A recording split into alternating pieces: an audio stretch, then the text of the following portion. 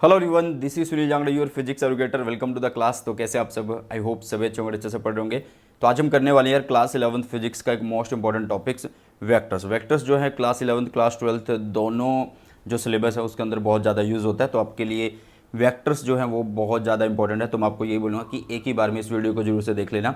एक single video के अंदर हम पूरा वेक्टर्स जो आपको नीड है उसको ख़त्म करने वाले हैं और वन शॉट के अंदर करेंगे। नीट जेई बोर्ड्स किसी भी तरीके की प्रिपरेशन कर रहे हो, सब में आप लोगों को ये हेल्प करेगी वीडियो। चलिए आगे बढ़ते हैं। और प्रीमियम नोट्स आप लोगों को मिलेंगे बेटा जी हमारी जो ऑफिशियल वेबसाइट है www.suniljangra.com के नाम से, या फिर आप गूगल प्ले स्टोर से हमारी ऐप को डाउनलोड कर सकते हैं। सुनील जांगड़ा के नाम से ऐप है। लोगो आप लोगों के सामने है। लोगो यार इसलिए लगाया जाता है कि आपका कन्फ्यूज़न ना हो, है ना। ऐप स्टोर पे बहुत सारी ऐप्स होंगी इस नाम से, तो इसलिए आपको सिर्फ ये लोगो देखना और इस ऐप को डाउनलोड करना है। प्रीमियम नोट्स आप लोगों को वहाँ पे मिल जाएंगे। अगर आपको लेक्चर नोट्स चाहिए तो टेलीग्राम चैनल है बेटा सुनील जांगड़ा सर के नाम से, इसको ज्वाइन कर लेना। फ्री में आपको टेलीग्राम चैनल पे लेक्चर नोट्स मिल जाने वाले हैं। मेरी जितनी भी फ्री लाइव क्लासेस होती हैं सबका लिंक आपको यहाँ पे मिलता है। तो ये चीज़ आपको जरूर से ज्वाइन कर लेना है। नोट्स अच्छे लगते हैं, वीडियो अच्छी लगती है, मेरा पढ़ाने का तरीका अच्छा लगता है तो आप मुझे टैग कर सकते हैं। सुनील जांगड़ा 26 के नाम से इंस्टाग्राम पे आईडी है बेटा जी। तो चलिए शुरुआत करते हैं बिना किसी देरी के। वेक्टर्स और वेक्टर्स को ख़त्म करते हैं, पी जाते हैं यार वेक्टर्स को। ओके, तो वेक्टर्स को पढ़ते हैं यार। वेक्टर्स क्या होते हैं? देखो हम इसमें दो चीज़ों को पढ़ रहे होंगे, वेक्टर्स को पढ़ेंगे, स्केलर को पढ़ेंगे। ठीक है, सबसे ज़्यादा फोकस हमारा वेक्टर्स के ऊपर रहने वाला है। देखो यार दो क्वांटिटी होती है। एक क्वांटिटी में हमें उसकी वैल्यू की ज़रूरत होती है और एक क्वांटिटी में हम उसकी वैल्यू के साथ साथ उसकी डायरेक्शन की ज़रूरत होती है। तो जहाँ पे डायरेक्शन इंक्लूड हो जाती है ऐसी क्वांटिटी को बोला जाता है वेक्टर्स। लेकिन फिजिक्स है और थ्योरी पार्ट हमें कवर करना है। क्लास 11th के हम बच्चे हैं तो भाई थ्योरी में आपको डेफिनेशन रटनी होगी, याद करनी होगी। तो वेक्टर्स क्या होते हैं बेटा? Vector are those physical quantity which have magnitude as well as direction and which add according to laws of vector addition. समझ में आया? मतलब जिनके पास मैग्नीट्यूड होगा, जिनके पास डायरेक्शन होगी और जो वेक्टर एडिशन की तरह ऐड हो रहे होंगे। मतलब सिंपली आप ऐसा नहीं कह सकते कि 2 प्लस में 3 को 5 कर दो, ऐसे ऐड होंगे। नहीं, वो वेक्टर एडिशन नहीं है, वो अलजेब्रिक एडिशन है। तो जो वेक्टर एडिशन को फॉलो करेंगे, डायरेक्शन जिनके पास होगी, मैग्नीट्यूड होगा, वो वेक्टर्स कहलाने वाले हैं। जैसे वेलोसिटी हो गया, एक्सेलरेशन हो गया, फोर्स हो गया, ऐसे बहुत सारे एग्जाम्पल रहने वाले हैं। ठीक है बेटा। स्केलर क्या होंगे? जिनके पास सिर्फ क्या होगा बेटा जी? मैग्नीट्यूड होगा, इनके पास कोई भी डायरेक्शन नहीं है और इसको सिंपल तरीके से ऐड किया जाता है।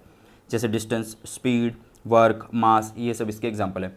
अब जैसे कि आपने बोला कि ये किसी का इतना मास है, 2 kg, 5 kg, 3 kg या कुछ भी kg, तो उसकी कोई डायरेक्शन थोड़ा कि हाँ यार इस डायरेक्शन में इतना मास है, तो वो एक वैल्यू है, मास है ना।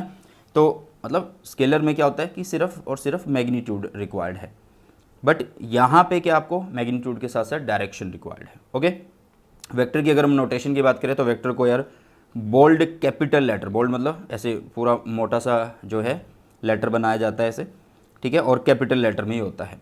ठीक है, इसके अलावा क्या नोटेशन होती है? इसके अलावा आप क्या कर सकते हो? सिंपल लेटर लिखिए, कैपिटल लेटर, उसके ऊपर एक एरो लगा दीजिए। ये आप लोगों को क्या होगा? ये भी एक वेक्टर को डिफाइन करने या उसकी नोटेशन आप लोग बोल सकते हैं। इसके अलावा ग्राफिकल रिप्रेजेंटेशन होती है जिसको एक लाइन के माध्यम से आप शो करते हैं। मतलब कुछ इस तरीके से आप बोलोगे कि ये एक लाइन है जिसमें ये एक एरो होगा जिसको हम हेड बोलेंगे, ठीक है, और इसको हम इसका टेल बोलने वाले हैं। टेल एंड हेड के बीच में जो वैल्यू होती है उसको हम मैग्नीट्यूड बोलने वाले हैं बेटा, जिसको क्या बोलने वाले हैं? मैग्नीट्यूड बोलने वाले हैं। ठीक है, और किसी भी वेक्टर का अगर आप लोग मैग्नीट्यूड लिखोगे तो उसको इस तरीके से शो करोगे या इस तरीके से सिंपली, और हमेशा वो क्या होने वाला बेटा? पॉजिटिव होने वाला है। ग्राफिकल रिप्रेजेंटेशन ऑलरेडी मैंने बता दी है तुम सबको, ठीक है। और यहाँ पे जो एरो है वो किसको शो करेगा बेटा? डायरेक्शन ऑफ एरो जो है वो शो करती है, रिप्रेजेंट करती है डायरेक्शन ऑफ दी वेक्टर को। ओके, एक मोस्ट इंपॉर्टेंट चीज़ आती है, मोस्ट इंपॉर्टेंट चीज़ आती है बेटा जी, वो क्या है? एंगल जो होते हैं वो हमें देखने होते हैं। ठीक है, एक मोस्ट इंपॉर्टेंट चीज़ है जो कि है एंगल की। एंगल जो है वेक्टर्स के बीच में किस तरीके से काउंट किया जाता है? एंगल जो है वेक्टर्स के बीच में किस तरीके से काउंट किया जाता है या देखा जाता है, उसको हमें समझना है। ठीक है, एक बार ना आप इस डायग्राम को देखिए। यहाँ पे क्या इस वेक्टर का ये ऐसे ये वेक्टर बना हुआ है, ये इसका हेड है, ये इसका टेल है। दूसरा वेक्टर यहाँ से बना हुआ है और ये इसका दूसरे वेक्टर का हेड है और ये टेल है। तो आप देखो तो दो वेक्टर्स के टेल एंड हेड जुड़े हुए हैं ना, इसका टेल इसका हेड जुड़े हुए हैं और उनके बीच में एक एंगल दिखा रखा है 120 डिग्री। तो मैं पूछा जा रहा है कि इनके बीच में कितना एंगल होने वाला है। तो बहुत सारे बच्चे बोलेंगे कि हाँ यहाँ पे तो 120 है तो 120 बोल दो यार, बट ऐसा नहीं है कि 120 नहीं होगा। वेक्टर के एंगल्स देखने का तरीका होता है कि यार दोनों वेक्टर के जो टेल हैं वो एक जगह से निकले होने चाहिए।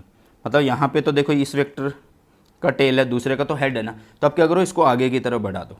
ठीक है, तो इसको आगे की तरफ जब बढ़ाओगे तो जो एंगल बच रहा होगा वो हमारा होगा actual angle between the vectors. मतलब आप बोलो कि जब भी आपको एंगल देखना है वेक्टर्स के बीच में, तो उसमें आप लोग क्या बोलोगे कि वो दोनों वहाँ से स्टार्ट होने चाहिए, टेल दोनों के मिले होने चाहिए। ठीक है, एक बार डेफिनेशन देख लो। To find angle between two vectors, both the vectors are drawn from one point. दोनों एक पॉइंट से ड्रॉ होने चाहिए, जैसे ये शो किया गया है। In such a manner that arrow of both the vectors are outward, दोनों के एरो इस तरीके से बने हो कि मतलब इस तरीके से आपको ड्रॉ करना है कि दोनों के एरो बाहर की तरफ हो। ठीक है, तो आपको पता लग गया कि एंगल किस तरीके से मेजर करना है। तो यहाँ पे अगर आप इसको आगे बढ़ाते हो तो ये एंगल कितना होगा, 180 minus 120 and it is 60 degree आपके पास आने वाला है। इस तरीके से आप एंगल को देख सकते हैं। वेक्टर्स की बहुत सारी टाइप्स हैं, उनको एक बार देख लेते हैं यार। पोलर वेक्टर होते हैं और एक्सियल वेक्टर होते हैं बेटा। पोलर नाम से पता लग रहा है जिनके पास पोल होंगे, सिरे होंगे। ठीक है, मतलब जिनके पास स्टार्टिंग पॉइंट होगा। Vector which have starting point, उन्हें क्या बोला जाएगा, पोलर वेक्टर्स बोला जाएगा। जैसे डिस्प्लेसमेंट, डिस्प्लेसमेंट हम कैसे लिखते हैं, इनिशियल से फाइनल तक जाते हैं और डिस्प्लेसमेंट को फाइनल माइनस इनिशियल करके लिखते हैं। ठीक है, तो इनके पास स्टार्टिंग पॉइंट होता है। तो डिस्प्लेसमेंट हो गया इसका एग्जांपल, वेलोसिटी हो गया, मोमेंटम हो गया, एक्सेलरेशन हो गया। तो ये सारे एग्जांपल किसके बेटा, पोलर वेक्टर के हैं। एक्सियल वेक्टर क्या होते हैं, एक्सियल वेक्टर थोड़ा सा आपको ध्यान से समझना होगा। ठीक है, थोड़ा सा आपको ध्यान से समझना होगा। मान लो कोई चीज़ ऐसे घूम रही है बेटा, मान लो कोई चीज़ ऐसे घूम रही है, ऐसे चक्कर लगा रही है, तो उसके पास क्या है, एंगुलर वेलोसिटी, बट उसकी डायरेक्शन क्या है, उसकी डायरेक्शन है, मान लो कोई चीज़ ऐसे घूम रही है, कोई चीज़ अगर ऐसे घूम रही है तो इसका मतलब है कि उसके पास जो उसकी डायरेक्शन होगी, मतलब उसका जो एक्सिस है इसके अलोंग वो घूम रही है, इसके चारों ओर वो घूम रही है, तो इसकी जो डायरेक्शन होने वाली है बेटा, ये जो एंगुलर वेलोसिटी है वो ऊपर की तरफ है। अगर ये दूसरी दिशा में घूमती तो नीचे की तरफ होती। तो ये जो ऊपर की तरफ है ये क्या है, एक वेक्टर है। तो इस तरीके के वेक्टर को बोला जाता है axial vector. Vector which represent rotational effect, जो रोटेशनल इफेक्ट को शो करते हैं। ठीक है, and act along the axis of rotation, वो एक्सिस ऑफ रोटेशन के अलोंग जो है इनकी डायरेक्शन रहने वाली है। एग्जाम्पल बहुत सारे हैं, एंगुलर वेलोसिटी है, टॉर्क है, ये सब इसके एग्जाम्पल हैं। ठीक है, अभी इन्हीं के आगे फर्दर सब पार्ट्स दे रखे हैं, उनको एक बार से देख लेते हैं। जैसे कि यूनिट वेक्टर क्या होता है, बहुत ज़्यादा इंपॉर्टेंट है। यूनिट वेक्टर नाम से पता लग रहा है कि इसका मैग्नीट्यूड जो होगा वो यूनिट होगा, और इसका जो पर्पज़ है, ये किस तरीके से किस लिए यूज़ किए जाते हैं, ये सिर्फ डायरेक्शन पर्पज़ के लिए यूज़ किए जाते हैं। और जो यूनिट वेक्टर होता है उसको लिखने का तरीका होता है एन कैप, इसको ऐसे रीड करते हैं एन कैप, और यहाँ पे आएगा एन वेक्टर, नीचे आएगा एन वेक्टर का मैग्नीट्यूड। ठीक है, मैग्नीट्यूड हमेशा 1 होगा। तो अगर 1 है, इसकी वैल्यू अगर मैं 1 कर दूं तो एन वेक्टर क्या बन रहा है, वो एन कैप के बराबर आ रहा है। तो ये जो वेक्टर है इसकी डायरेक्शन शो कर देगा एन कैप। ठीक है, समझ में आया। A vector of unit magnitude is called a unit vector and the notation for it in the direction of A vector is a. मतलब इसको कैसे रीड किया जाता है वो देख लीजिए आप। ठीक है, इज ए कैप बोला जाएगा, और इसको रीड किया जाता है ए कैप और ए कैरेट। ठीक है, तो ये तरीका है बेटा जी लिखने का, और ये बहुत ज़्यादा काम आएगा। जीरो वेक्टर क्या है, जीरो वेक्टर नाम से पता लग रहा है। अभी हमने बात करी थी कि जो वेक्टर हैं उनके पास टेल और हेड होता है, जैसे कि यहाँ पे बोला गया कि ये हेड है और ये बोला गया टेल है। जीरो का मतलब है यार इसका मैग्नीट्यूड ही नहीं है। ठीक है, इसका मैग्नीट्यूड ही नहीं है, जीरो है, आप ये बोल सकते हो।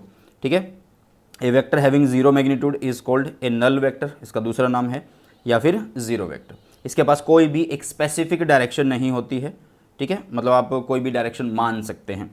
ठीक है, और the position vector of origin is a zero vector. मान लो कोई तुम्हें पोजीशन वेक्टर की बात कर रहा है, पोजीशन वेक्टर ऑफ ओरिजिन की बात कर रहा है। मान लो यहाँ पे किसी का पोजीशन वेक्टर देखना, तो ये ओरिजिन है, तो ओरिजिन भाई वो एक पॉइंट है, ओरिजिन से हम ले रहे हैं, ओरिजिन की बात कर रहे हैं, तो वो एक पॉइंट है, तो वो एक नल वेक्टर हुआ। ठीक है, चलो ये सिर्फ और सिर्फ मैथमेटिकल इंपॉर्टेंस के लिए रहने वाला है। ये सारे नोट्स आपको टेलीग्राम चैनल पे मिल जाएंगे बेटा। ठीक है, इक्वल वेक्टर क्या है बेटा, इक्वल वेक्टर का मतलब है कि उनका मैग्नीट्यूड भी सेम हो, उनकी डायरेक्शन भी सेम हो। ठीक है, उनका मैग्नीट्यूड भी सेम हो और डायरेक्शन भी सेम हो। दोनों देखो मैंने सेम लेंथ के बना रखे हैं, दोनों के एरो जो है वो बाहर की तरफ रह रहे हैं। पैरेलल वेक्टर क्या होंगे बेटा, पैरेलल वेक्टर का मतलब दोनों की डायरेक्शन सेम हो, दोनों की डायरेक्शन सेम हो, हालांकि वैल्यू अलग अलग हो सकती है, मतलब छोटा बड़ा जो है ये हो सकते हैं। ठीक है, इन्हें पैरेलल वेक्टर बोला जाता है। तो क्या इक्वल वेक्टर जो पैरेलल वेक्टर है, यस, जो इक्वल वेक्टर है वो पैरेलल वेक्टर है। बट क्या पैरेलल वेक्टर इक्वल वेक्टर रहने वाले हैं, नहीं, ऐसा नहीं हो सकता, हर बार नहीं हो सकता, क्योंकि पैरेलल वेक्टर में सिर्फ डायरेक्शन देखी जाती है और इक्वल वेक्टर में मैग्नीट्यूड एंड डायरेक्शन दोनों देखे जाते हैं। ठीक है, तो ये चीज़ मैंने यहाँ पे लिख रखी है, two equal vectors are parallel but two parallel vector may और may not be equal vectors बेटा जी। एंटी पैरेलल वेक्टर्स की अगर हम बात करें, एंटी पैरेलल मतलब अपोजिट, मतलब एक इधर है और एक इधर है बेटा, तो इस तरीके से आप बोल सकते हैं। और मैग्नीट्यूड सेम भी हो सकता है और डिफरेंट भी हो सकता है। नेगेटिव वेक्टर की हम बात करें तो नेगेटिव वेक्टर ऐसा होता है कि मान लो एक वेक्टर आपने ऐसे बनाया भाई साहब, और एक बिल्कुल सेम लेंथ का इधर बना दिया, इसका नाम मैंने ए रख दिया और इसका नाम मैंने बी रख दिया, ठीक है। तो आप इसको लिखोगे ए वेक्टर जो है वो बिल्कुल बराबर है किसके, बी वेक्टर के, बट माइनस है, तो इस तरीके से आप इसको नेगेटिव वेक्टर शो कर रहे हो। इस तरीके से आप इसको नेगेटिव वेक्टर शो कर रहे हो बेटा। कनकरेंट वेक्टर की अगर हम बात करें, कनकरेंट का मतलब बेटा जी को इनिशियल वेक्टर, मतलब जो एक कॉमन पॉइंट से इनिशिएट हो रहे हैं, ठीक है। Vectors having the same initial point are called concurrent vectors, या को इनिशियल वेक्टर बोला जाता है, जैसे कि ये आपको शो किए गए हैं। कोप्लेनर जो कॉमन प्लेन में हो, सेम प्लेन में हो, the vector lying in the same plane are called coplanar vectors. Simple है, ठीक है।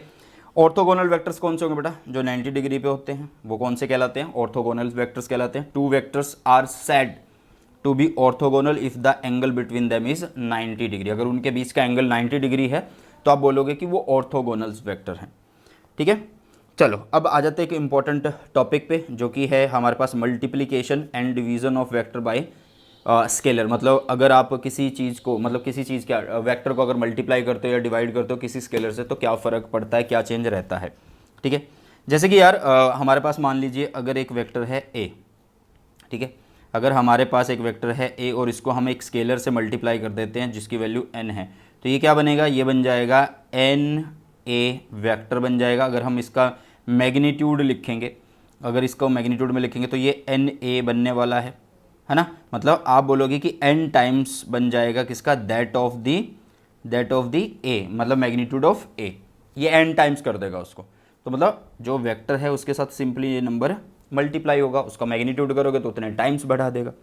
अगर आप डिवाइड कर रहे हो, मान लो आप क्या कर रहे हो, किसी चीज़ को डिवाइड कर रहे हो, चीज़ क्या, वेक्टर को डिवाइड करो, मान लो ए वेक्टर उसको आप डिवाइड करो, तो आप क्या कर रहे हो, 1/m से, इसका मतलब इसको मल्टीप्लाई ही कर रहे हो, इसका मतलब तो यही है, ठीक है। तो ये सारी चीज़ें यहाँ पे लिखी हुई हैं।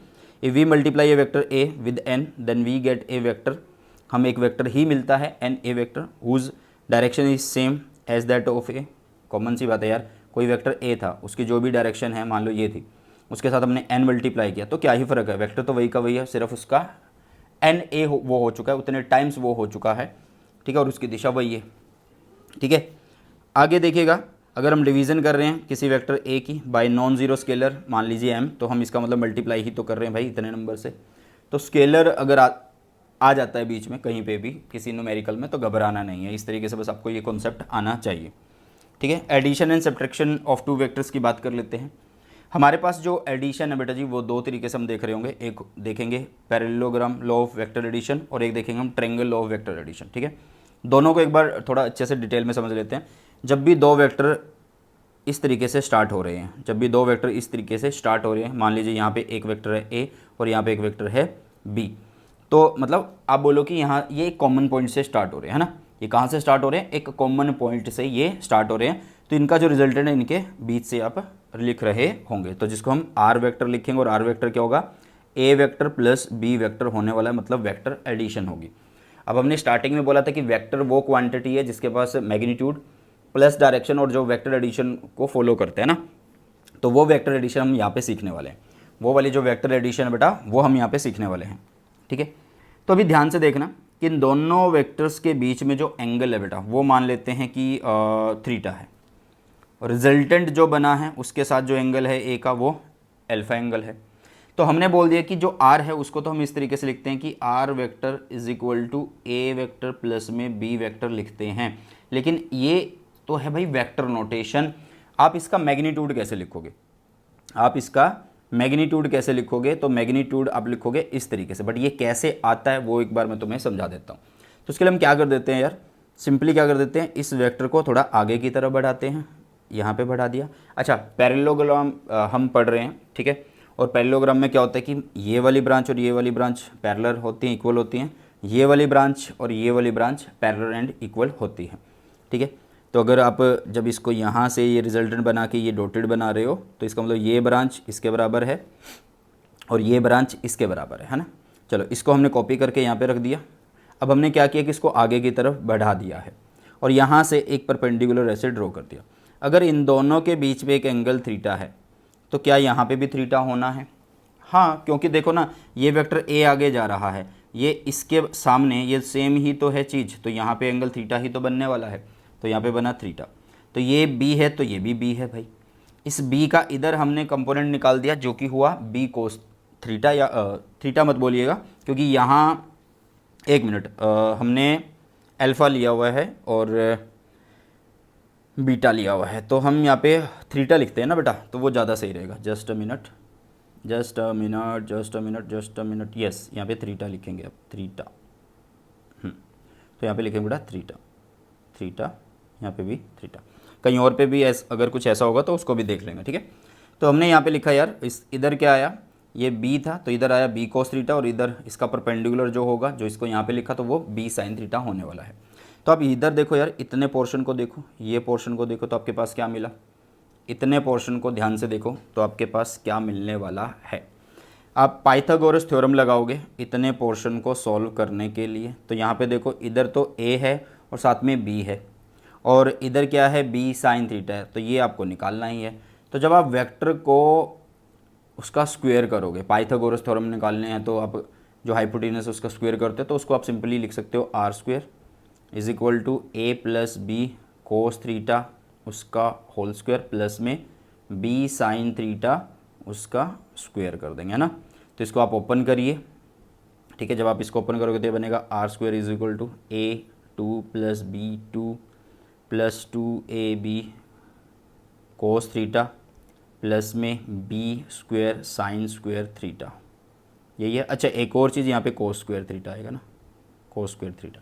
तो अब ध्यान से देखो यार, ये बी स्क्वायर और बी स्क्वायर हम बाहर ले लेंगे, जो साइन स्क्वायर थीटा और कोस स्क्वायर थीटा का प्लस होगा वो 1 हो जाएगा, तो बाकी बचा ये हमारे पास, ठीक है बेटा। तो इस तरीके से आप लोग कर सकते हैं इन सब चीज़ों को, ठीक है। तो ये वेरी वेरी इंपॉर्टेंट है, रिजल्ट एक बार से ज़रूर से देख लेना। अब बात कर लेते हैं रिजल्टेंट की। तो रिजल्टेंट क्या कर रहा है, एक एंगल बना रहा है यार अल्फ़ा, एक एंगल बना रहा है अल्फ़ा बेटा जी, है ना। रिजल्टेंट क्या कर रहा है, एक एंगल बना रहा है अल्फ़ा यहाँ पे। तो जब भी आपको रिजल्टेंट निकालना तो आपको सिंपली क्या कर देना है, tan निकाल देना है, ठीक है। tan निकाल, जितना एंगल बन रहा है वो tan अल्फ़ा कर दो और सीधा यहाँ पे लिखो। tan क्या होता है यार, पंडित बद्री प्रसाद हर हर बोलता है ना। परपेंडिकुलर बाय में बेस, परपेंडिकुलर इज दिस, मतलब बी साइन थीटा अपॉन में बेस, बेस कितना है ए प्लस बी कोस थीटा। तो ये हमारा जो है होने वाला है रिजल्टेंट। ये डायरेक्शन ऑफ रिजल्टेंट हमें बता रहा होगा, या फिर बोलो कि यहाँ से हम एंगल ले रहे होंगे। कुछ केसेस हैं कि अगर थीटा को हम 0 रखते हैं तो आर मैक्सिमम हो जाएगा, क्योंकि थीटा अगर 0 है तो ये 1 हो गया, 1 होने पे उस टाइम पे हम इसकी वैल्यू को मैक्सिमम बोल रहे होंगे, क्योंकि कोस फंक्शन है यहाँ पे। अगर मान लो थीटा की वैल्यू 180 है, कोस 180 इज़ -1, तो उस टाइम पे ये जो होगा मिनिमम वैल्यू होगी और वो a माइनस बी लिखा जाएगा। अगर 90 लिखें तो 90 में तो ये 0 हो जाएगा, सिर्फ ये बचने वाला है और आपके पास ये आएगा। ये सारे मैग्नीट्यूड में मैंने लिखे। अब ध्यान से देखो कि जब भी वेक्टर्स के बीच में थीटा 90 होगा तो आप मैग्नीट्यूड सीधा इस तरीके से लिख रहे होंगे, आप सीधा इस तरीके से लिख रहे होंगे क्या, उसका मैग्नीट्यूड। देखो यहाँ पे ना ये जो डायग्राम मैंने समझाया है ये बिल्कुल अच्छे से समझा दिया। अब इसका तरीका कुछ बदल भी सकता है, मतलब कि हमने तो इस तरीके से इस साइड में बात करी ना, क्या हम दूसरी दिशा में भी बात कर सकते हैं, ठीक है। तो दूसरी दिशा में भी इस तरीके से हम सेम ही मेथड लगाएंगे, ठीक है। मान लेते हैं कि इधर की तरफ ये एंगल बना रहा हूँ, तो इधर की तरफ तो ये बीटा हुआ, तो उधर से हम इसको फिर इंक्रीज़ करेंगे, फिर उस हिसाब से कैलकुलेशन ले रहे होंगे, फिर भी आपका सेम रिजल्ट आएगा, सिर्फ बदलाव यहाँ पे होने वाला है, ठीक है। उसमें आएगा ए साइन थीटा, बीटा क्यों लिख रखा है यार, थीटा ही आने वाला है यहाँ पे भी, जस्ट अ मिनट, यहाँ पे भी थीटा आने वाला है, ठीक है। ए साइन थीटा और यहाँ पे भी कोस थीटा, ठीक है। इस तरीके से बेटा जी आप लोगों के पास ये चीज़ें हो रही होंगी, और यहाँ पे थीटा लिखो, तभी तो कुछ गड़बड़ थी ना, यहाँ पे थीटा लिखो। अब सही है, बिल्कुल अच्छे से कर लिया है। ओके बेटा, तो इतनी चीज़ मेरे ख्याल से सभी को समझ में आई होगी, ठीक है। तो ये है एडिशन, और सेम लॉ आपका ट्रायंगल लॉ में यूज़ होता है। ट्रायंगल में सिर्फ फ़र्क क्या है कि एक वेक्टर है, ये इसका टेल है, ये इसका हेड है, और उससे दूसरा वेक्टर निकलता है, तो यहाँ से रिजल्टेंट हमारा यहाँ से आ रहा होता है, मतलब पहले के टेल से शुरू होकर जो दूसरे वाला है उसके हेड तक जाता है, ठीक है। तो उस टाइम पे भी आर को हम कैसे लिखते हैं, R vector is equal to A vector plus में बी वेक्टर लिख रहे होते हैं, ए वेक्टर प्लस में बी वेक्टर लिख रहे होते हैं। ठीक है, अब मान लो कुछ ऐसा लिखा हुआ है, यहाँ से बी ऐसे जा रहा है, दूसरा यहाँ से जा रहा है, तो रिजल्टेंट इधर से हो गया। चीज़ों को देखो, आपको साइकिल जो बन रहा था उसके सिर्फ अपोजिट जो लिख रहे हो वो रिजल्टेंट होने वाला है। जैसे ये यहाँ से इधर गया, ये यहाँ से इधर गया, तो एक साइकिल बन रहा था, बट उधर से आगे की तरफ से एक अपोजिट आ गया जो कि आर वेक्टर बनेगा। सेम फॉर्मूले होंगे बेटा जी, कोई दिक्कत वाली बात नहीं होने वाली। ठीक है, ये रहा वो मेथड। अगर हम सब्ट्रैक्शन की बात करें तो सब्ट्रैक्शन में कुछ अलग थोड़ा है। सब्ट्रैक्शन में सिर्फ क्या हो रहा है, आपने अभी क्या किया है, आपने अभी r is equal to A vector plus में बी वेक्टर को समझा है। लेकिन अगर मैं r वेक्टर में ऐसा कर दूं, कुछ a वेक्टर प्लस में माइनस ऑफ b वेक्टर को अगर ऐड कर दूं, ठीक है, मतलब आप इसका मतलब एडिशन नहीं कर रहे हो, एक नेगेटिव वेक्टर की एडिशन कर रहे हो उस पहले वाले के साथ। ठीक है, तो नेगेटिव ऑफ ए वेक्टर से minus A vector is a vector of the same magnitude as vector A but pointing in a direction opposite to that of A vector. मैं चीज़ों को समझाता हूँ तुम्हें। हमने बोला कि एक वेक्टर इधर जा रहा है जिसको हमने ए वेक्टर बोला, दूसरा वेक्टर हमारा इधर जा रहा है जिसको हमने बी वेक्टर बोला। अगर मैं इसका दूसरा वेक्टर इधर बना दूँ सेम अपोजिट डायरेक्शन में, तो और सेम वैल्यू का सेम डायरेक्शन में सेम मैग्नीट्यूड का, तो आप बोलोगे यहाँ पे ये बी वेक्टर ही है बट ये माइनस डायरेक्शन में है। ठीक है, ये माइनस डायरेक्शन में, तो इसका मतलब आप क्या कर रहे हो, आप एडिशन ही लिख रहे हो बट उसमें एक माइनस वाला वेक्टर है, एक नेगेटिव वेक्टर है। ठीक है, समझ में आई चीज़ें। अब पहले क्या था बेटा जी, पहले तो आप लोगों के पास एंगल कितना था, बीच में थीटा था। अब उनके बीच का जो एंगल है कितना है, वो 180 माइनस थीटा बच जाएगा, क्योंकि इतने पोर्शन की हम बात कर रहे हैं। ठीक है, तो उस केस में भी आप लोगों के पास सेम रिजल्ट आने वाला है। तो r is equal to under root में a square plus b square plus 2ab cos 180 minus theta लिखेंगे। और 180 माइनस थीटा क्या है, 180 माइनस थीटा आपका जो है भाई वो सेकंड क्वाड्रेंट में, और सेकंड क्वाड्रेंट में कोस माइनस में रहेगा, दैट्स वाई यहाँ पे माइनस आ जाएगा और चेंज नहीं होगा क्योंकि 180 में से माइनस थीटा हो रहा है, तो थीटा आ गया है। ठीक है बेटा, तो सेम जो यहाँ पे तरीका सिखाया आप लोगों को, वही तरीका यहाँ पे आप लोगों को फॉलो करना है। ठीक है, सेम तरीका। आपको हमेशा एडिशन वाली जो है उसकी डेरिवेशन ही पूछी जाती है अगर आप बोर्ड्स की तैयारी कर रहे हो, मतलब स्कूल लेवल पे हो। अगर आप जेई नीट की लेवल पे हो तो आपको सिर्फ फॉर्मूलोस पे मतलब जो चीज़ मैं समझा रहा हूँ उस पर ध्यान करना होगा। ओके, चलो, और ये डायरेक्शन है बेटा, डायरेक्शन आप निकाल सकते हैं। ठीक है, अल्फ़ा के हिसाब से, जैसे कि अब यहाँ पे ये अल्फ़ा है, तो इधर आप लोगों को क्या करना होगा, इधर आप लोगों को क्या करना होगा कि यहाँ से देखो, ये दो वेक्टर्स हैं आप लोगों के पास, एक वेक्टर ये रहा, एक वेक्टर ये रहा, और ये हमारा जा रहा है बेटा जी रिजल्टेंट, तो ये यहाँ पे रिजल्टेंट है अल्फ़ा। ठीक है, दो तरीके से लिखा है, अगर अल्फ़ा के साथ बन रहा है, अगर बीटा के साथ बन रहा है तो उस तरीके से। तो अल्फ़ा के साथ अगर बन रहा है तो हम लिखेंगे बी साइन 180 माइनस थीटा, क्योंकि अब जो एंगल है वो आपका 180 माइनस थीटा की फॉर्म में रहने वाला है। किसकी फॉर्म में रहने वाला बेटा जी, 180 माइनस की फॉर्म में रहने वाला है। तो यहाँ पे बस 180 माइनस थीटा लिखेंगे और नीचे a plus B cos 180 minus theta, तो उस घूम फिर के वही चीज़ आ रही है। ठीक है, बस यहाँ पे माइनस आ रहा है, नेगेटिव वाले में प्लस, वाले में एडिशन वाले में यहाँ पे प्लस आ रहा था। ठीक है, अगर दूसरे साइड से कर रहे हो आप लोग, इस साइड से अगर आप करना चाहते हैं तो आप लोग फिर वही चीज़ लिखोगे, बट a लिखेंगे अब a साइन 180 माइनस थीटा, और नीचे लिखेंगे b plus a cos 180 minus theta. तो फॉर्मूला जो है वो बहुत अच्छे से याद करने पड़ेंगे आप लोगों को। क्लियर है बेटा, क्या समझ में आई इतनी चीज़ें या नहीं आई, फटाफट से एक बार मुझे सभी बच्चे बता दीजिए। हाँ जी, कोई डाउट है, कोई परेशानी है इसमें, एडिशन में, सब्ट्रैक्शन में? ठीक है, चलो, तो polygon law of vector addition भी देख लेते हैं भाई। जब क्या हो, बहुत सारे वेक्टर्स हो, दो से ज़्यादा वेक्टर्स हो, तो उन्हें किस तरीके से ऐड करना है। जैसे कि ये एक वेक्टर है बेटा, दूसरा वेक्टर मैंने यहाँ पे लगाया, ए वेक्टर प्लस बी वेक्टर हुआ, तीसरा मेरा रिजल्टेंट ये बन गया जो कि हमारा ए वेक्टर प्लस बी वेक्टर हो गया। मान लो एक और वेक्टर यहाँ से स्टार्ट हो रहा है, तो ये जो है a vector plus B vector में ही एक तीसरा वेक्टर ऐड हो गया, तो रिजल्टेंट यहाँ से बन गया। तो ये होता है polygon law of vector addition. क्या होता है ये, polygon law of vector addition होने वाला है। अब हम बात करने वाले हैं यार rectangular component of a vectors की।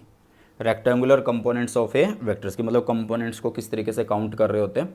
हालांकि हमने इस पे बेस्ड कुछ टॉपिक्स अभी किए हैं, बट और अच्छे से देखने वाले हैं कि कंपोनेंट्स किस तरीके से फाइंड आउट करते हैं। इधर हमने लिया एक्स एक्सिस, इधर हमने लिया वाई एक्सिस, और हम बात कर रहे हैं 2D के लिए। यहाँ पे एक वेक्टर है ए जो कि थीटा एंगल बना रहा है किसके साथ, हॉरिजॉन्टल के साथ।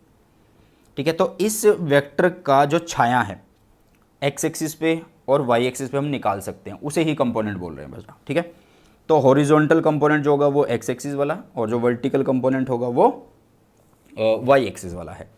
तो हॉरिजॉन्टल कंपोनेंट को आप किस तरीके से लिखोगे, देखो बेटा इधर अगर आपको कंपोनेंट निकालना है, ठीक है, जिसके साथ एंगल बन रहा है, वहाँ पे हमेशा कोस कंपोनेंट आएगा, मतलब कोस लिखा जाएगा, और साथ में यहाँ पे लिख दोगे आप ए लिख दोगे, ठीक है। तो इस तरीके से आप लिख सकते हो, और एक्स एक्सिस में आप इसको फाइंड आउट कर रहे हैं, तो ये हॉरिजॉन्टल कंपोनेंट हो गया किसका, ए वेक्टर का। अगर मैं वर्टिकल की बात करूँ तो वर्टिकल में हमेशा साइन थीटा लिखेंगे, मतलब जो एंगल होगा, जो भी एंगल बन रहा होगा वो थीटा यहाँ पे लिखेंगे, और ये जिसका बन रहा है तो उसको यहाँ पे लिख देंगे। तो ये हो गया ए साइन थीटा, ये आपका वर्टिकल में आने वाला है। किस में आने वाला बेटा जी, ये आपका वर्टिकल में आने वाला है, ठीक है। अब दोनों कैसे हैं बेटा जी, कंपोनेंट्स ये और ये कंपोनेंट्स कैसे हैं, एक दूसरे के परपेंडिकुलर है, तो आप मैग्नीट्यूड इस तरीके से लिख सकते हैं। दोनों के जो मैग्नीट्यूड हैं वो आप इस तरीके से लिख सकते हैं। कोई दिक्कत है, कोई परेशानी है तो आप मुझे बता सकते हैं कमेंट सेक्शन के अंदर, ठीक है। देखो यार, इधर एक कंपोनेंट आया ए एक्स जो कि है ए कोस थीटा, इधर एक कंपोनेंट आया ए वाई जो कि है ए साइन थीटा। तो एक इधर जा रहा है, एक इधर जा रहा है, मैग्नीट्यूड हम ऐसे लिख सकते हैं यार, अभी हमने बात भी करी थी, ये देखो यहाँ पे, ये देखो, ठीक है। जस्ट अ मिनट, चलिए अब आगे की तरफ चलते हैं, आगे की तरफ चलते हैं। ये तो बात हो गई कि किस तरीके से आप कंपोनेंट फाइंड आउट कर सकते हो, किस तरीके से आप मैग्नीट्यूड ए वेक्टर का लिख सकते हैं। अब डायरेक्शन अगर देखें तो डायरेक्शन हमेशा भाई बोली है कि डायरेक्शन के लिए हमेशा टेन थीटा लिखो, तो tan theta is equal to कितना, परपेंडिकुलर, परपेंडिकुलर कौन है ए वाई, नीचे कौन है बेस, बेस ए एक्स, तो ये लिख दिया, ठीक है। इस तरीके से आप फाइंड आउट कर लोगे। 3D के लिए आपके पास मतलब Z भी आ जाता है, क्योंकि अभी तो हमने 2D की बात करी है जिसमें एक्स और वाई होंगे या कोई भी दो एक्सिस हो रहे होंगे। तो 3D के लिए तीनों एक्सिस आपके पास आने वाले। तो तीनों, उसके केस में क्या होता है कि जो आप मैग्नीट्यूड लिखोगे वो आप लिखोगे R X square plus R Y square plus R, एक मिनट, एक Z वाला होगा यार, यहाँ पे Z लिखो, ठीक है, आर जेड स्क्वेयर होने वाला है, ठीक है। और उनका मैग्नीट्यूड यहाँ पे देखो क्या थे, दो थे, तो दो के लिए केस आ गया। यहाँ पे क्या है, तीन है, तो तीनों के लिए केस आएगा, यहाँ पे तीनों के लिए केस आने वाला है। इतनी बात मेरे ख्याल से सभी को समझ में आई होगी। अब यहाँ पे एक इम्पॉर्टेंट चीज़ है, मान लीजिए जो आर है वो बना रहा है एक एंगल किसके साथ, एक्स एक्सिस के साथ अल्फ़ा, वाई एक्सिस के साथ कुछ और एंगल, और जेड एक्सिस के साथ कुछ और एंगल। जैसे कि कुछ ऐसा हम लिख सकते हैं, मान लो ये आपका x है, ये आपका y है, ये आपका z है, और यहाँ पे आपने r बना दिया, जो कि ये r जो है, ये r वेक्टर जो है, यहाँ पे एक एंगल बना रहा है बेटा जी, कितना कुछ भी आप बना सकते हैं, मान लीजिए अल्फ़ा बना रहा है। तो इसका इधर कंपोनेंट कितना होने वाला है, इसका इधर कंपोनेंट होगा बेटा जी r, ठीक है। x इज इक्वल टू कितना होगा, r कोस अल्फ़ा होने वाला है। यही होगा या नहीं होगा, यही होगा या नहीं होगा। अब यहाँ से अगर मैं कोस अल्फ़ा में से अल्फ़ा निकालूँ तो आप आर एक्स बाय में आर लिखोगे, और यहाँ पे आप लिखोगे कोस अल्फ़ा, और कोस अल्फ़ा में से भी अगर आपको अल्फ़ा निकालना है तो आप कोस इन्वर्स यहाँ लगा दोगे, ठीक है, और सिर्फ अल्फ़ा निकाल लोगे। तो वही चीज़ हमने यहाँ पे लिखी हुई है। ऐसी हर एक एक्सिस के लिए आप लिख सकते हो, यहाँ पे वाई हो, दूसरे के लिए भाई जेड हो, तो आप सभी के लिए जो है ये एंगल लिख सकते हैं, ठीक है। सिंपल है बेटा, बताइए किसी को कोई डाउट है, कोई समस्या इतने में? मेरे ख्याल से तो इतने में किसी को कोई भी दिक्कत, कोई भी परेशानी नहीं होनी चाहिए।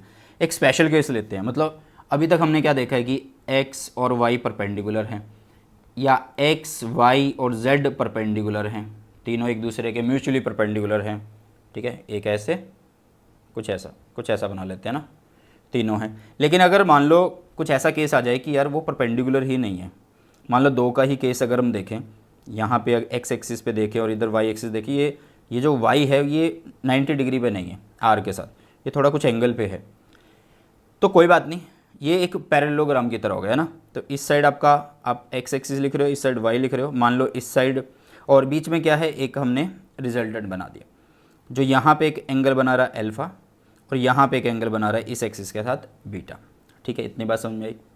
अगर यहाँ पे अल्फ़ा बन रहा है तो आप इधर अल्फ़ा लिख सकते हैं, और अगर यहाँ पे बीटा बन रहा है तो आप इधर बीटा लिख सकते हैं। ये भी सबको क्लियर होगा, क्योंकि पैरेललोग्राम है तो भैया सामने की जो ये ब्रांचेज हैं ये पैरेलल भी हैं, इक्वल भी हैं, ये पैरेलल भी हैं और इक्वल भी रहने वाली हैं, है ना। इतनी बात मेरे ख्याल से सभी को समझ में आई होगी। अब यहाँ पे क्या होता है ना, यहाँ पे हम यूज़ करते हैं बेटा जी साइन लॉ को। किसको यूज़ करते हैं, साइन लॉ को हम यूज़ करने वाले हैं। किसको यूज़ करने वाले बेटा जी, साइन लॉ को हम यहाँ पे यूज़ करने वाले हैं। साइन लॉ को यूज़ करने का एक तरीका है, मान लीजिए आपको आपने क्या करना है कि ये एक ट्रायंगल आपने लिया, ठीक है, ये एक ट्रायंगल आपने लिया, ये है अल्फ़ा, ये है बीटा, और यहाँ पे कुछ भी एंगल नहीं है, पता नहीं है तुम्हें, बट कैलकुलेट तो कर ही सकते हो ना। और आपको अभी करना क्या है, आपको अभी मान लो कुछ भी लिखना है, जैसे कि आपने लिखा आर वेक्टर लिखा, ठीक है, ये आर वेक्टर लिखा आपने, मतलब आर लिखा, ऐसे आप लिखोगे आर एक्स, ऐसे आप लिखोगे आर वाई, तीनों चीज़ें हैं, तीनों को ही डिफाइन कर देते हैं, मतलब फाइंड आउट कैसे करते हैं वो देखते हैं।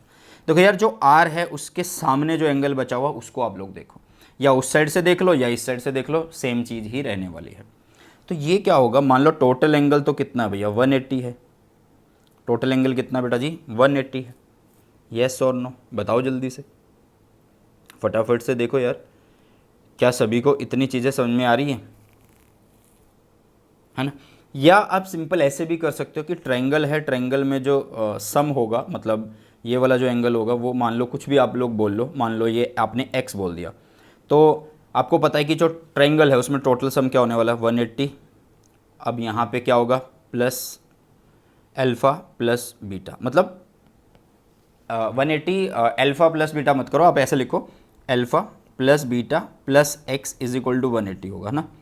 तो x अगर निकालना है तो 180 माइनस कर रहे हैं हम किसको, अल्फ़ा को, माइनस कर रहे हैं बीटा को, तो वो कॉमन आ जाएगा, तो माइनस का प्लस होने वाला, मतलब 180 माइनस अल्फ़ा प्लस बीटा ही तो बन रहा है, ठीक है। मतलब आपको एंगल पता होना चाहिए कैसे फाइंड आउट करते हैं।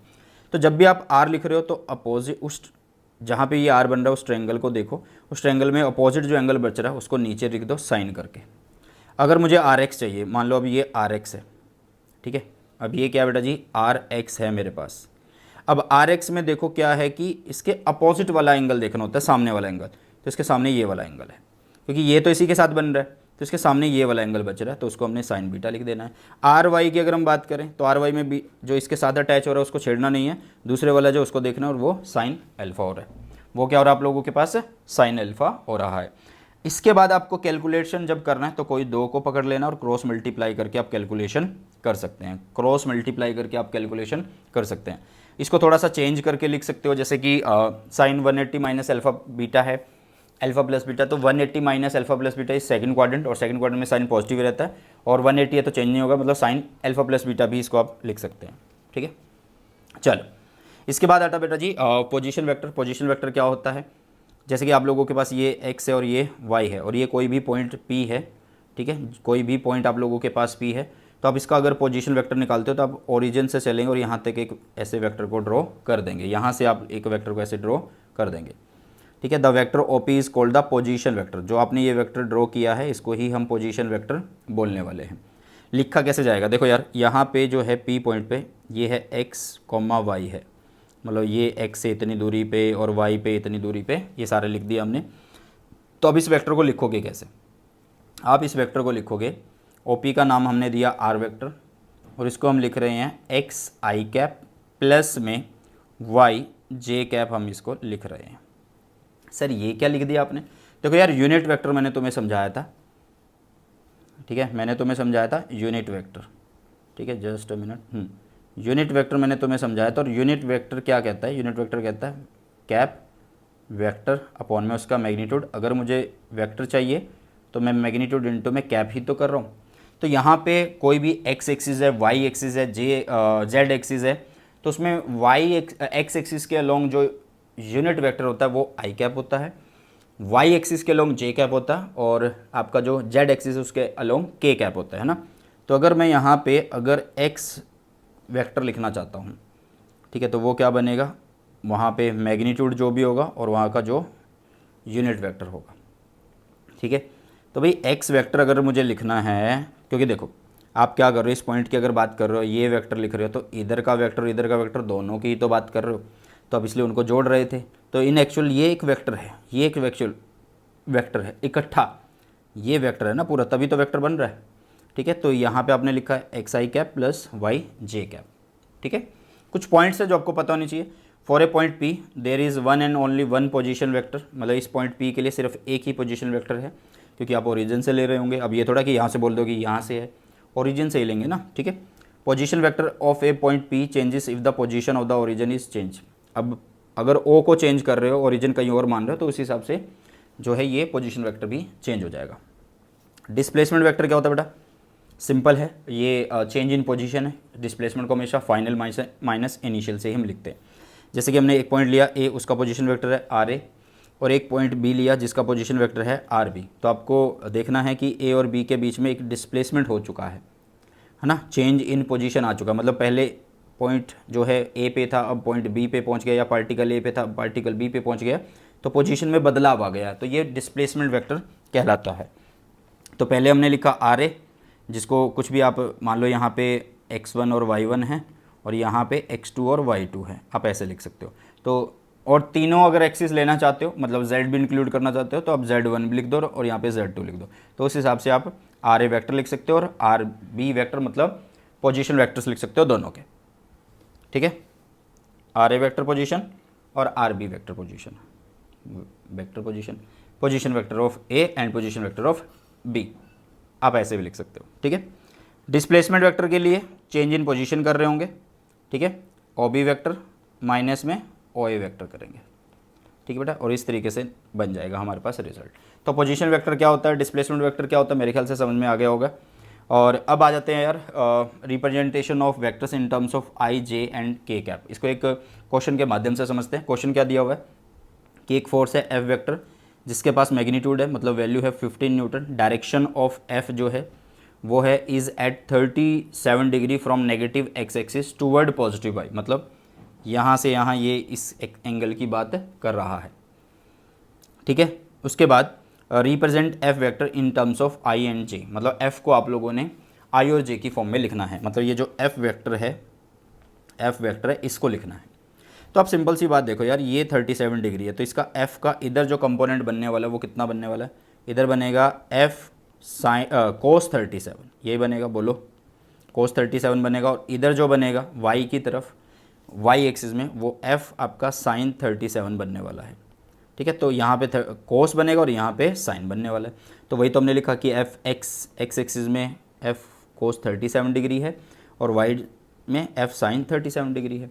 आपके पास एक ट्रायंगल मैंने सिखाया था 3 4 5 कुछ ऐसे करके, और 5 और 3 के बीच में 53 होता है, और यहाँ पे 37 होता है, और यहाँ पे ये 90 होता है। तो इस आधार पे आप क्या कर सकते हैं, कोस 37 साइन 37 की वैल्यू फाइंड आउट कर सकते हैं। जैसे कि आपको साइन 37 चाहिए, तो परपेंडिकुलर परपेंडिकुलर बाय में हाइपोटेन्यूस होगा ना, हाँ, परपेंडिकुलर बाय में हाइपोटेन्यूस, तो 3/5 होगा इसकी वैल्यू, है ना। तो देखो साइन 37 की वैल्यू 3/5 ही यूज़ कर रहे हैं, और कोस 37 की वैल्यू 4/5 यूज़ होगी। ये ट्रायंगल्स वगैरह ये सारी चीज़ें मैंने बेसिक में पढ़ा रखी हैं, तो वहाँ से आप लोग जरूर से इसको कवर कर लेना बेटा, ठीक है। तो अभी आपने क्या किया, एफ एक्स निकाल लिया और एफ वाई निकाल लिया। तो एक की वैल्यू है 9 न्यूटन और एक की वैल्यू है बेटा जी 12 न्यूटन। तो एक तो नेगेटिव एक्स एक्सिस में है, तो नेगेटिव में तो माइनस आई कैप आप लोग लिख सकते हैं, और एक इधर है पॉजिटिव में, तो उसको पॉजिटिव ही आप लिखने वाले हैं। मतलब आप एफ वेक्टर को ऐसे लिख सकते हैं, ये वैल्यू आपने निकाल ली है एक्स एक्सिस में, तो माइनस, या तो सीधा वैल्यू लिखो 12, कौन सी डायरेक्शन में है, नेगेटिव एक्स एक्सिस में, तो माइनस आई कैप लिखेंगे, प्लस पॉजिटिव वाई एक्सिस में कितनी वैल्यू निकाली आप लोगों ने 9, और उस साइड जे होता है, तो अब इसको ऐसे करके लिख सकते हैं, ठीक है। फोर्स है तो न्यूटन में काउंट करेंगे। चलो अब आ जाते हैं बेटा जी प्रोडक्ट ऑफ टू वेक्टर्स पे, जो कि बहुत ज़्यादा इंपॉर्टेंट है, और कुछ प्रॉपर्टीज़ है जो आपको पढ़नी पड़ेंगी, ठीक है। स्केलर और डॉट प्रोडक्ट होता है, और वेक्टर और क्रॉस प्रोडक्ट होता है। मतलब आपके पास जो प्रोडक्ट वेक्टर्स है, मतलब प्रोडक्ट ऑफ टू वेक्टर्स है, वो स्केलर प्रोडक्ट है और वेक्टर प्रोडक्ट है। स्केलर का दूसरा नाम है डॉट प्रोडक्ट, और वेक्टर का दूसरा नाम है क्रॉस प्रोडक्ट। सबसे पहले हम स्केलर प्रोडक्ट को देखने वाले हैं। स्केलर प्रोडक्ट जो होता है उसको किस तरीके से डिफाइन किया जाता है वो एक बार मैं तुम्हें समझा देता हूँ, ठीक है। ये देखो एक बार थोड़ा सा इसको बड़ा कर लेते हैं यहाँ पे। देखो यार, अभी आपके पास दो वेक्टर्स हैं, एक वेक्टर है ए वेक्टर और दूसरा है बी वेक्टर, दोनों के बीच में एक एंगल है कितना, थीटा। तो इनका जब हम डॉट निकालेंगे, मतलब ए डॉट बी करेंगे, तो आप इसको ए बी कोस थीटा लिखोगे। क्या लिखोगे बेटा, इसको आप ए बी कोस थीटा लिखने वाले हो, ठीक है। तो ये होता क्या है, it is defined as the product of the magnitude of two vectors A vector and B vector and the cosine of their included angle. मतलब ये जो आपने ए डॉट बी लिखा है, ये ए बी कोस थीटा लिखा जाएगा। इसमें ए भी मैग्नीट्यूड है और बी भी मैग्नीट्यूड है, मतलब ओवरऑल जो आपके पास वैल्यू आ रही है वो मैग्नीट्यूड की फॉर्म में, डायरेक्शन इंक्लूड नहीं हो रही, तो आप इसको स्केलर ही बोल रहे हैं। इसको रीड कैसे किया जाता है, read as A dot B, ठीक है, हमेशा ए डॉट बी को कोस में लिखते हैं, उनके बीच में जो भी एंगल हो। कुछ प्रॉपर्टीज़ है बेटा जो आपको याद कर लेनी है कि ए डॉट बी निकालो या बी डॉट ए निकालो, बात एक ही है, सेम ही चीज़ होने वाली है। और अगर आप a dot B vector plus c करते हो और उसको किसके बराबर लिख सकते हो, आप उसको A dot B vector plus A dot C vector के बराबर लिख सकते हो, है ना। ए डॉट ए मतलब ए वेक्टर है, उसका डॉट उसी के साथ अगर हो रहा है तो उसको ए स्क्वायर लिखा जाएगा। क्यों? क्योंकि सेम वेक्टर का सेम वेक्टर के साथ अगर डॉट प्रोडक्ट होगा तो सेम वेक्टर है, सेम के साथ हो रहा है, मतलब डायरेक्शन भी सेम होगी भाई, वैल्यू भी सेम है, तो डायरेक्शन सेम है तो कोस थीटा, थीटा की वैल्यू 0 और कोस 0 इज़ 1, तो दैट्स वाई यहाँ पे ए स्क्वायर आ रहा है। ठीक है, ए डॉट बी को कैसे लिखते हैं, ए डॉट बी को आप ऐसे भी लिख सकते हो, जैसे आपने लिखा यार ए डॉट बी है, ठीक है, तो आप इसको लिखोगे ए बी कोस थीटा। लेकिन ध्यान से देखो हमने लिखा कैसे है, हम यहाँ पे इस बी का कंपोनेंट लिख दें तो ये बनेगा बी कोस थीटा, तो आप इसको ऐसे भी तो लिख रहे हो कि ए इंटू में component of b vector along a, यही तो लिखा आपने। या फिर आप ऐसा कर सकते हो, इसका कंपोनेंट इधर लिख दो, तो यहाँ पे आ जाएगा ए कोस थीटा, तो आप लिखोगे बी ए कोस थीटा, मतलब आप लिख रहे हो B component of A vector along किसके लिख रहे हो, बी के लिख रहे हो भाई, तो ऐसे भी पढ़ सकते हैं। हमेशा याद रखना कि डॉट सेम का डॉट अगर हम करें, ठीक है, सेम का डॉट अगर हम करेंगे तो वो किसके बराबर होने वाला है, 1 के बराबर होने वाला, मतलब यूनिट वेक्टर्स का अगर हम डॉट कर रहे हैं तो वो 1 के बराबर होगा, क्योंकि यूनिट वेक्टर का मैग्नीट्यूड यार 1 हो रहा है। देखो अभी हमने बात करी थी कि सेम वेक्टर का अगर हम डॉट करते हैं जिनकी वैल्यू या मैग्नीट्यूड हमें पता नहीं है वो ए स्क्वायर आता है, लेकिन अगर हम यूनिट वेक्टर का करते हैं तो उनकी वैल्यू तो हमें पता है ना, क्योंकि उनका मैग्नीट्यूड 1 होता है, तो कॉमन सी बात है कि 1 होने वाला है। अगर डिफरेंट के साथ करेंगे आई डॉट जे करेंगे तो दोनों के बीच में एंगल 90 डिग्री बनेगा, क्योंकि आई इधर एक्स एक्सिस में, वाई में जे, तो बीच में 90, कोस 90 0, तो यहाँ पे 0 आने वाला है, तो डिफरेंट के साथ हमेशा 0 बनेगा। ठीक है बेटा, तो जब भी आप लोग कभी भी डॉट करोगे, जैसे डॉट करने के लिए हमने यहाँ पे लिखा हुआ है, मान लो एक वेक्टर है a1 आई कैप प्लस b1 जे कैप प्लस c1 के कैप, ठीक है, और दूसरा हमने लिखा a2 आई कैप प्लस b2 जे कैप प्लस c2 के कैप हमने लिखा, और इसका हम डॉट करना चाहते हैं इन दोनों वेक्टर्स का, ये दोनों वेक्टर हैं, दोनों का डॉट करेंगे तो हमेशा यार आई को आई से करेंगे, जे को जे से मल्टीप्लाई करेंगे और के को के से, मतलब इनको मल्टीप्लाई करेंगे, इसको और इसको करेंगे, क्योंकि डिफरेंट से अगर हम करेंगे तो वो तो 0 हो रहा है ना, तो दैट्स वाई हम सीधा सिंपल से मल्टीप्लाई करेंगे, आई वालों को आई वालों से करेंगे, जे वालों को जे वालों से करेंगे और के वालों को के वालों से करने वाले हैं। ठीक है, और ए डॉट बी जो है उसको आप ऐसे लिख सकते हो ए बी कोस थीटा, और यहाँ से आप थीटा निकाल सकते हो कोस थीटा, जो कि होगा a vector dot B vector upon में ए बी, आप ऐसे भी कर सकते हो। अब मान लो यार ए डॉट बी अगर 0 आ रहा है, इसका मतलब वो 0 कब आ सकता है, जब cos 90 की वैल्यू कहीं ना कहीं क्या हो रही होगी, मतलब सॉरी cos 90 नहीं, cos थीटा की वैल्यू कहीं ना कहीं 0 हो रही होगी भाई। cos थीटा की वैल्यू अगर 0 हो रही है, वो 0 कब हो सकती है, जब थीटा की वैल्यू 90 डिग्री हो। तो जब भी आपने देखा कि डॉट प्रोडक्ट किया और डॉट प्रोडक्ट 0 आ गया दो वेक्टर्स का, तो आप बोलना कि वहाँ पे वो दोनों वेक्टर्स कैसे हैं, परपेंडिकुलर हैं।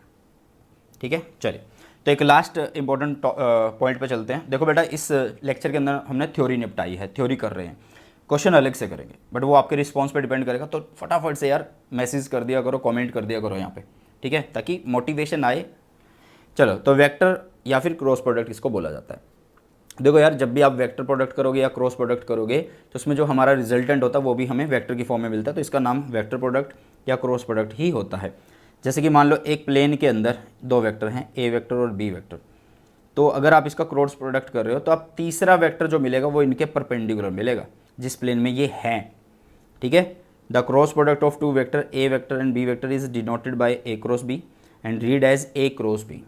ठीक है, it is define as a third vector, हमें जो रिजल्टेंट मिलता है वो हमेशा एक थर्ड वेक्टर मिलता है जिसका कुछ भी नाम रख सकते हैं, हमने यहाँ पे सी रखा है, आप डी ई या कुछ भी नाम रख सकते हैं, और whose magnitude is equal to the product of the magnitude of two vectors a vector and b vector and the sine of their included angle। मतलब कि जो हमें c वेक्टर मिल रहा है उसको हम a vector cross b vector तो लिख रहे हैं, अब उसको लिखा कैसे जाता है, a b साइन थीटा और साथ में एन कैप हम लगा रहे हैं, N cap is for the direction purpose only, क्योंकि यहाँ वेक्टर है तो आपको डायरेक्शन पर्पज़ के लिए यहाँ पे क्या दिखाना होगा, आपको एन कैप भी तो दिखाना होगा। ठीक है, तो इस तरीके से लिखते हैं। अब यहाँ पे बहुत ज़्यादा चीज़ें इंपॉर्टेंट है। ठीक है, एक तो ये थीटा याद रखो कि यहाँ पे जो थीटा वो 0 से पाई के बीच में ही घूम रहा होगा।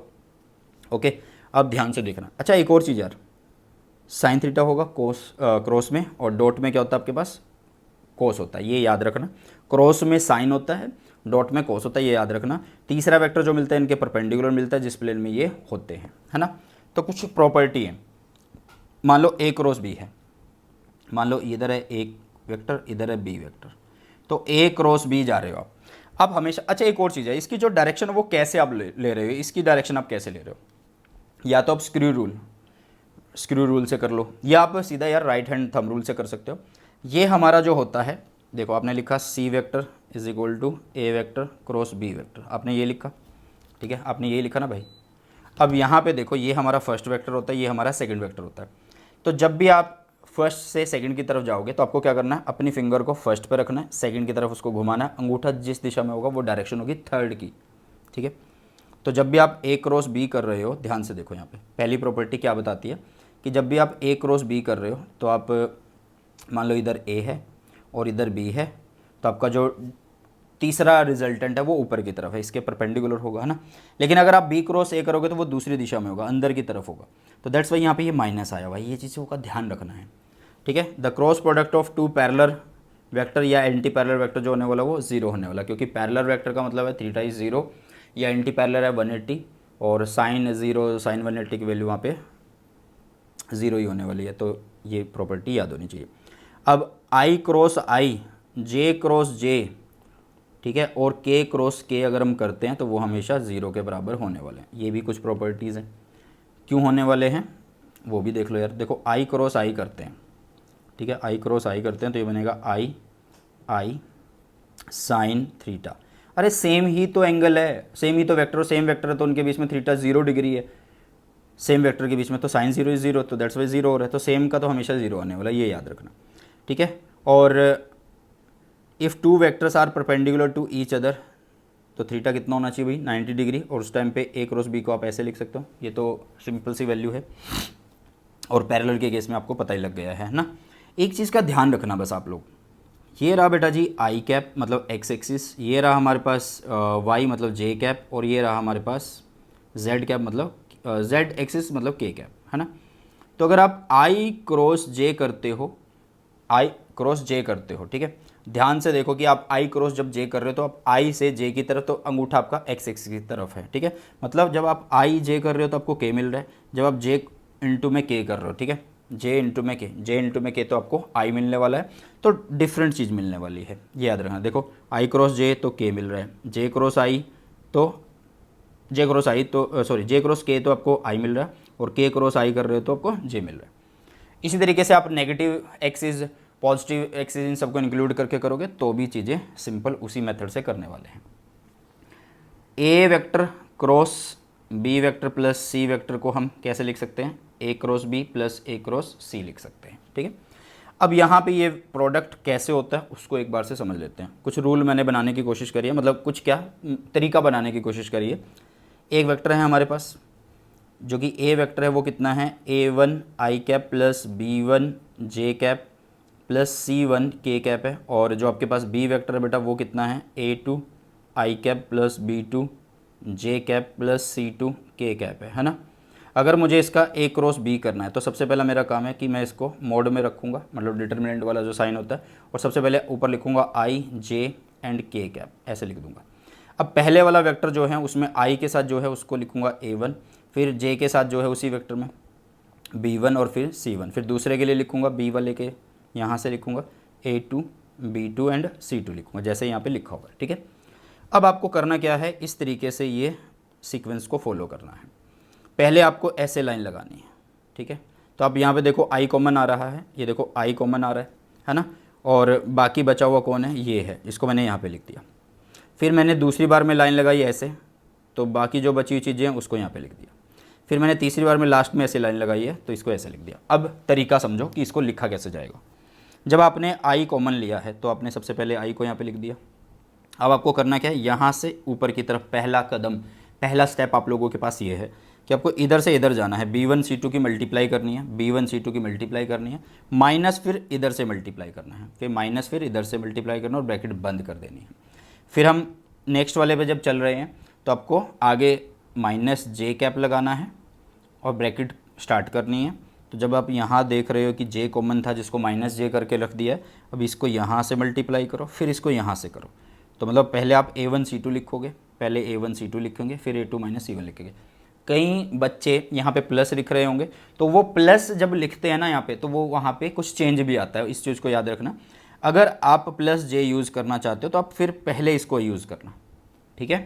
फिर लास्ट वाले में बेटा जी क्या करना है, प्लस के लिखेंगे क्योंकि के कॉमन आ रहा है तो प्लस के, और वही तरीका इसको पहले लिखेंगे फिर इसको लिखेंगे, इनका मल्टीप्लाई माइनस करके, ठीक है। तो इस तरीके से बेटा जी आप कर सकते हैं क्रॉस प्रोडक्ट को। ये एक तरीका है, सिंपल सा तरीका है। अब यहाँ पे आप लोगों के पास दो वेक्टर्स दे रखे हैं, ए और बी दे रखा है। आपको बोला गया है कि फाइंड करो ए वेक्टर माइनस 2b वेक्टर। तो ए तो हम एज इट इज़ लिख देंगे, -2 एक स्केलर है और b की वैल्यू रख देंगे, ठीक है। तो फिर 2 को मल्टीप्लाई कर देंगे पूरे के साथ, बचा क्या है यार, तो ये माइनस माइनस तो प्लस हो गया, ये माइनस और प्लस माइनस हो गए, ये माइनस और प्लस माइनस हो गए, और 2 अंदर मल्टीप्लाई होके इसके साथ 4 बन रहा है और इसके साथ 6 बन रहा है। बस बाकी तो सिर्फ सिंपल है, एडिशन सब्ट्रैक्शन करनी है, ठीक है। तो इस तरीके से आप कर सकते हैं। नेक्स्ट एक और क्वेश्चन दिया बेटा जी कि ए वेक्टर है और एक बी वेक्टर है, आपको ए क्रॉस बी करना है। तो सिंपल है, वही पहले आई लिखो, फिर जे लिखो, फिर के लिखो, फिर आई के नीचे क्या लिखेंगे यार, पहला ए क्रॉस बी, तो ए वाले को देखेंगे पहले। तो ए वाले में यहाँ पे 1 है पहले, फिर 3 है और यहाँ पे -2 है, और बी वाले में -1 है और जे वाला दे नहीं रखा, तीसरे वाला दे रखा है। बस उसके बाद तो वही मेथड है, सिंपल लगाना है और ये वैल्यू आ जाएगी। लास्ट में जो रिजल्टेंट आ रहा है वो ए क्रॉस बी जो आ रहा है वो 9i cap -j cap plus 3k cap आ रहा है, और इसका मैग्नीट्यूड आप लोग कर सकते हैं। और मैग्नीट्यूड करने का तरीका मैंने सिखा दिया है। तो आपको सिंपली क्या करना है, 9 का स्क्वायर करना है प्लस -1 का स्क्वायर करना है, क्योंकि यहाँ पे -1 ही है एक तरीके से, और प्लस में 3 का स्क्वायर करना। तो इस तरीके से आप आंसर फाइंड आउट कर लोगे, ठीक है बेटा। चलिए, तो ये है आप लोगों के पास वेक्टर्स का वन शॉट, लगभग 50 मिनट में हमने इसको निपटा दिया है। तो कैसी लगी वीडियो कमेंट सेक्शन में बताइएगा, और किस तरीके की वीडियो चाहते हो वो भी आप लोग कमेंट सेक्शन में बता सकते हैं। प्रीमियम नोट्स के लिए आप हमारी वेबसाइट या फिर प्ले स्टोर से ऐप को डाउनलोड कर सकते हैं और विजिट कर सकते हैं। चलिए इसी के साथ इस वीडियो सेशन को करते हैं समाप्त, मिलते हैं जल्दी से नए सेशन में। सुबह टेक केयर, जय हिंद, वंदे मातरम।